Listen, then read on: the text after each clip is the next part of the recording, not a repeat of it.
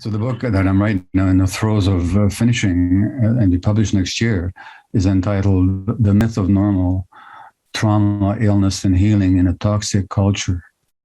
Now, one of the anecdotes I tell in the book came from a Lakota indigenous psychiatrist and physician called Louis Mel Madrona, who told me that in his Lakota tradition, when somebody gets ill, the whole community gathers and thanks them. And they say, "Thank you for picking up on the dysfunction in our community that your disease manifests. And our job is to help heal you so that we can all heal together." So that view of illness as being a manifestation of a social dynamic rather than individual physiology gone rogue is very much part of the indigenous traditions. It also happens to have been proven by Western science. It's only that in Western medical practice, there's a real gap between what the science tells us and what we do in practice.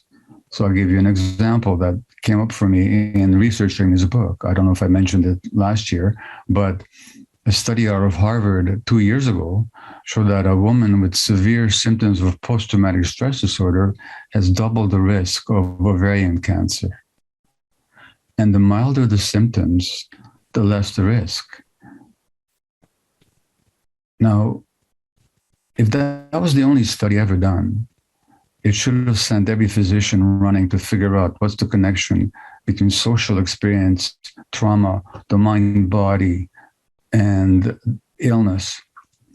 Because post-traumatic stress disorder is not an isolated individual phenomenon. It happens in a context. It happens in a relationship. It happens in a social situation. So that the manifestations of the illness, in this case, the ovarian cancer, actually represents a social phenomenon. And it also means that when it comes to treating illness, we need to look at its social sources and the social traumas or the individual traumas in a social context that people experience. That's not what Western medicine does. What Western medicine does, it looks at the simple biological manifestations of illness and tries to ameliorate them or to eliminate them or somehow get rid of them. But it doesn't look at the whole person, and it certainly doesn't look at the whole person in the social context. And so this happens on a large scale. Indigenous people in Canada have something like 3 times the risk of rheumatoid arthritis than non-Indigenous people. Indigenous women have 6 times the risk. And this is a population that never used to have rheumatoid arthritis until about 150 years ago. What does their rheumatoid arthritis represent?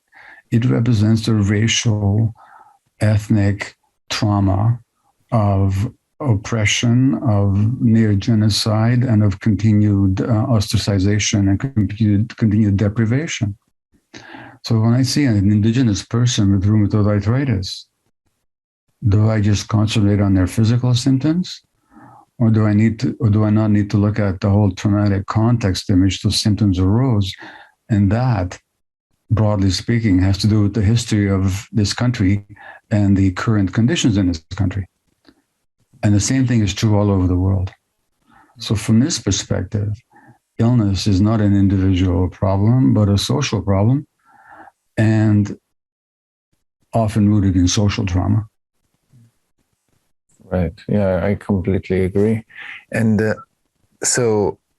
but everybody who is listening now would say, okay, so even if I feel that what you say sounds true or resonates or rings true, but how, when we look at our society and the tremendous amount of social trauma, so what does this mean for my healing as an individual? And what can I do as an individual if I have health issues to heal, even if I know now or I feel that what you're saying is true? So maybe can you expand a little bit, how can this inform our healing path, what you said right now? Yeah. Well, that's an important question, because I mean, okay, so you know all this, but now so what, you know? So a number of people, myself included, and I could name others, have looked at so-called cases of spontaneous healing, or cases of so-called spontaneous healing. These are people who get better from either serious or sometimes terminal illnesses, like cancers or ALS, or autoimmune disease and so on. And they get better often when medical treatment has failed, or if they've refused medical treatment. Now, in medicine, these are called cases of spontaneous remission. But the fact is, there's nothing spontaneous about them. If you study these cases, and I've done that, and so have others, and I've published books and papers on them, there's always something that those individuals have done. Now, sometimes it has to do with diet or exercise or supplements or meditation or spiritual work or yoga. But what's common to them all is they take agency for what happens. Because what trauma does is it robs you of agency. Mm-hmm. It robs you of self-regulation. It essentially makes you a victim of your life.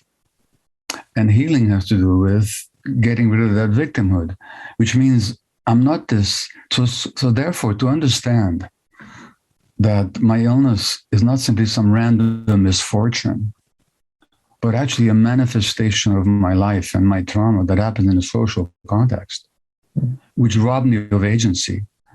But now in my healing, I need to regain that agency. I need to be the one in charge. I need to follow my gut feelings. I need to take over my life, reclaim it. That's why it's important to know these things. And then those people that have managed to do it, it's remarkable what they can achieve. And I know many examples of people who have beaten the odds, who lived much longer than their prognosis would have predicted. In fact, whose disease has completely disappeared. Or people with chronic conditions who are able to manage those conditions like multiple sclerosis or rheumatoid arthritis or lupus or whatever without medication. Now, why? Because the illness itself was a manifestation of the loss of agency and the trauma that was imposed on them. Now, I'm not trying to sell anybody anything. I'm not saying I've just given you the magic formula. I'm only telling you what I've seen and what I know. Whether I could do it myself, given that same situation, I have no idea. Because I think it takes a lot. So this is no simple formula that I'm promoting here. But I'm telling you, this is the nature of illness, and this is the nature of healing.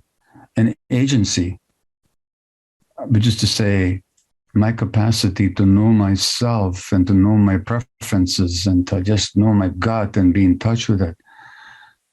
That's what we all lose. And that's what we all need to regain.